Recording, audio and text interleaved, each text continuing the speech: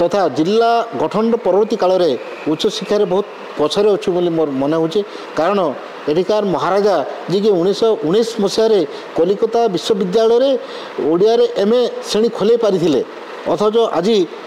स्वाधीनतार एत वर्ष पर जिला गठन 32 वर्ष पर सोनपुर महाविद्यालय सोनपुर जिले में एमए ओडिया खोल जा पारि ना जो माटी महाकवि भीम भोई जे कि सारा विश्व को जो महान बाणी देइछन्ति एवं जो कालजयी कविता गुड़ लिखिं ओडिया साहित्य रे जहाँकि जमिति आलोचना हवा कथा ओडिया साहित्य रे सेमिति मत हो पारि नाही तेणु सही माटी रे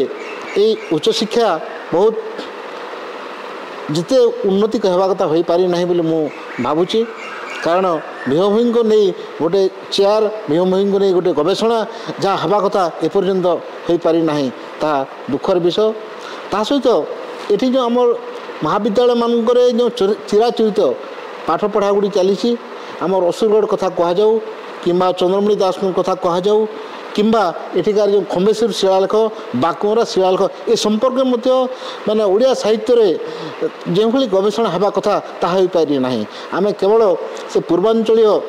पाठ गुड़ी पढ़ी आम छात्र छात्री कहूँ जे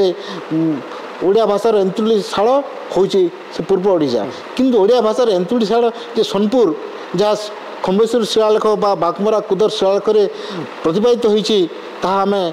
वर्तमान आम छात्र छात्री को तथा शिक्षित व्यक्ति आम कहीपना एपर्यंत भीम भोईंकर सठिक जन्मस्थानटीए कि भीम भोईंकर नाँटी आम पाठ्यपुस्तक ठीक भाव में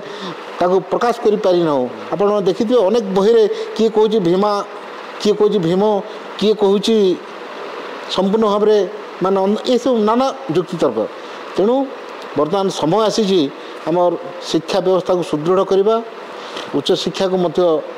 जमीती गणतंत्र प्रक्रिया रे आमे समस्त यदि मिलमिशि शिक्षार प्रसार करवा तेरे जिलार विकास हेबो एवं यही जिला जिते माने सरकारीकरण प्रसंग में मुझे उदाहरण दिए जे बरगढ़ पंचायत कॉलेज 1971 मसीह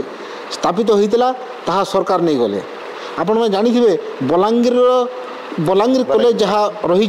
जहाँकि 1982 मसीह स्थापित होता ताकू सरकार नहीं गले अथच सोनपुर महाविद्यालय 1964 मसीह स्थापित हो एपर्यंत सरकारी मध्य मान्यता पाई ना यह